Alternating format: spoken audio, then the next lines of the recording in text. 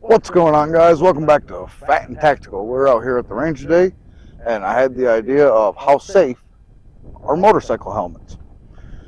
Went through my mind as far as if it hit the fan, would a motorcycle helmet be a viable safety replacement-ish to protect you from bullets? Today we have this HJC,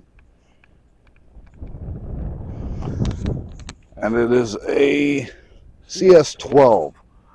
Obviously we're not gonna, that's just thin plastic, so we're not gonna shoot the front. We're gonna mainly focus on the sides and the back of the helmet for some of the bigger rounds. All right, so in typical Fat and Tactical fashion, 22 long rifle. Sorry, 22 LR in a pistol.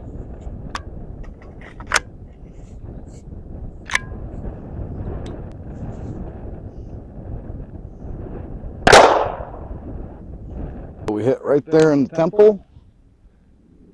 Now let's see on the inside, see if we went through. All right, so went in here. We're gonna, this stuff doesn't come out, but this I don't think comes out. We went straight through, right there. See it? And we stopped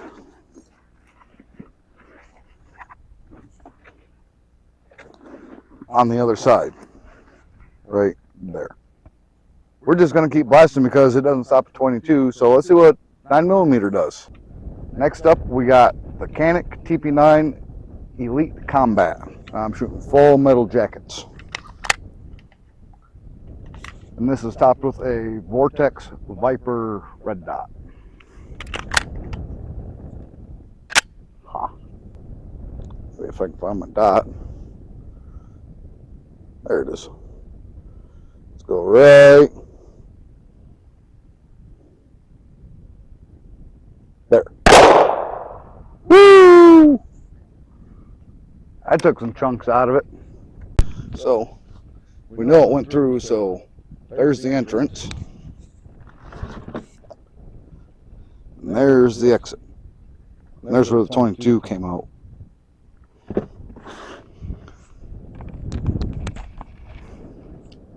So, 45 ACP. 22 went through, 9mm went through. Let's try something a little bigger and a little slower.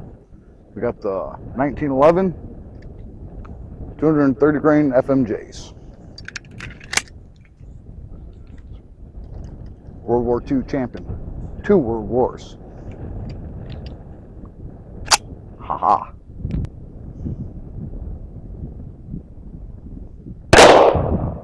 Woo-hoo-hoo! Alrighty. There's where we went in, right here. And it came out right there. Next up, we're moving on to 5.56 and 300 blackout, and we're going to shoot the back of the helmet because that seems to be the thicker part of the helmet. So I saved the rifle rounds for that. Up next, we have the Delton, and it is topped with a Trijicon ACOG clone. We're shooting FMJs.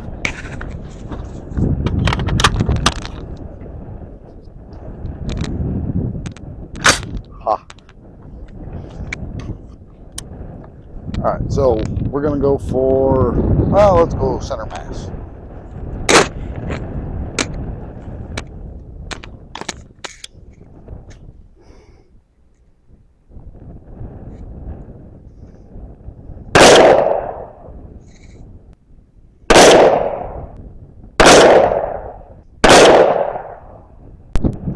Alright, so I took 4 shots. I thought I was missing, so we got one there, and 2 right there.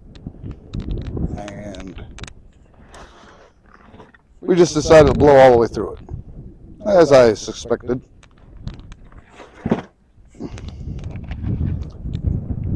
At least we know not to wear this during any type of shit hits the fan scenario. Next up, we got the 300 Blackout, topped with a sight mark, R-Spec. Shooting, still got some of these weird hollow point target rounds from Winchester. All right, here we go.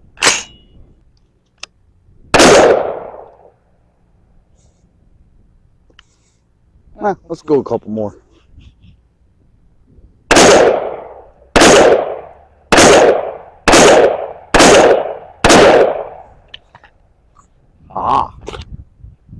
Because why not, right?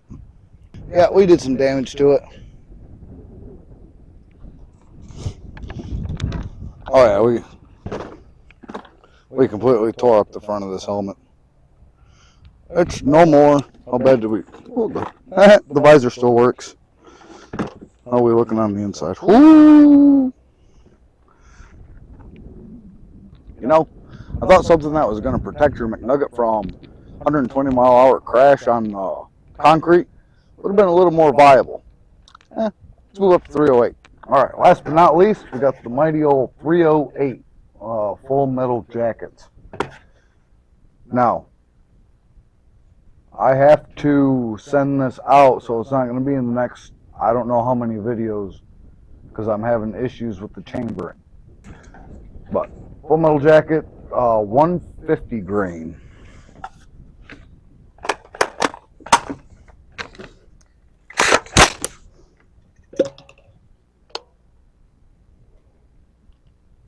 Three, two, one.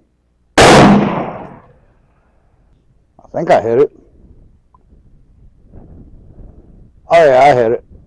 Oh, that's real nice where I hit it. Alrighty. Let's go check it out. As much as it ails me to have to send that gun back, this thing is just incredibly So I was aiming right at that star right here, and that's exactly where I hit. So obviously we blew out the front right here. We knew it wasn't going to stop. Oh yeah, definitely not, because there's not even padding in the back. So helmet 0, firearms 1. Alright guys, well, I apologize that this was a throwaway video. I should have known better about a helmet, but hey, here we are. We live and learn, right? Right. So, tell me what you think down below. Let me know what you want to see next, and then we will catch you on the next one. Pew, pew.